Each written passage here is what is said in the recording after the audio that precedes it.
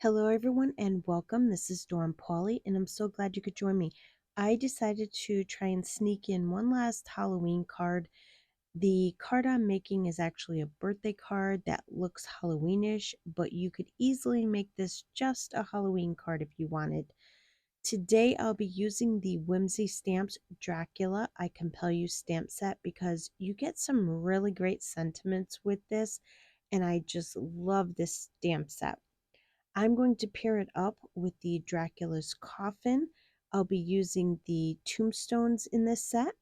I'll also be using the tree assortment dies, which is great for any scenery. And lastly, the inverted scallops die. So let's get started. The first thing I want to do is make my background, which I'm going to be ink blending it. Today I'm using my Distress Oxide inks, and the first color I'm putting down is Faded Jeans. I'm putting a decent amount down on the paper, and I do start ink blending off the paper so I don't get a lot of harsh dark spots on my paper. The next color that I bring in is Chip Sapphire, and I'm just blending it with the Faded Jeans. And then the last color that I'm going to bring in is the Dusty Concord. I just love this color. And I'm going to just ink blend to the bottom of the paper with the Dusty Concord. And then I'm going to basically go back and forth between the three colors until I'm happy with the blending and how it looks. If I were to make this background again, I would probably put a little bit more of the Dusty Concord because I ended up really liking the color once my card was put together. There is no right or wrong way to ink blend, just do what makes you happy. Now that my ink blending is done, I went ahead and did all of my die cutting. I cut out 3 black scallop frames. I'm going to be using a white A2 size card base. I cut a bunch of white and black trees in different sizes, some bats from black cardstock, and some gray tombstones. And then I stamped the Dracula image with black ink and I cut it out with my brother's scan and cut. And I did stamp 2 of them, but I am only using 1 of them. Okay, let's do a little more ink blending. I'm starting with a gray cardstock instead of white, just so I already have a gray base to my tombstones. Then I'm going to go ahead around all the edges of the tombstones with my Distress Oxide Ink Hickory Smoke. This color is really great to make things look old and worn out. And then I'm going to be using my Distress Oxide Black Soot. This is another great color that really makes your images look old and creepy. I use it for a lot of things, and it definitely goes great for a tombstone. Now that all of my ink blending is done, I'm going to go ahead and stack my black frames on top of each other. This will give my frame some dimension. Next, I'm going to stack my trees.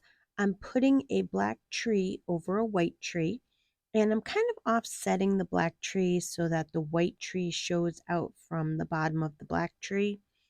Now, it doesn't have to be lined up perfectly. I left kind of a lot of the white showing because I thought it actually looks pretty cool with the white showing up against the blue and purple background. I don't know if you can see how this looks. I just think that it really makes um, it stand out really well. I went ahead and did all of the trees off screen, and now I'm going to start to assemble my card. I start by putting one of the trees down. Now you can put your trees wherever you want. It really is up to you and on how many trees you want. Next, I put the big tombstone over the tree, and then I'll add another tree. I lay another tree down just to get an idea of where to put my bat, and then I adhere the bat down, and then I want the tree to cover the bat so it looks like the bat is flying through the tree, so I just adhere it over the bat. Then I adhere the Dracula on top of the big tombstone, and I adhere the black border onto the card, making sure that I slid it underneath the bat. I decided I wanted the bat to kind of hang off of the frame. And then I adhered the last two tombstones onto the card. And I should have done this sooner, but I decided to write rest in peace on the tombstones with my marker, but it was really easy to do. And then I adhere the bats onto the card. I went ahead and heat embossed the sentiment to some black cardstock with white embossing powder. And then I put foam tape on the back of it and added a little bit of glue and adhered it to the front of the card. And to finish off the card, I adhered the entire card front to an A2 sized white card base. I love how this card turned out and I love the ink blended background on it.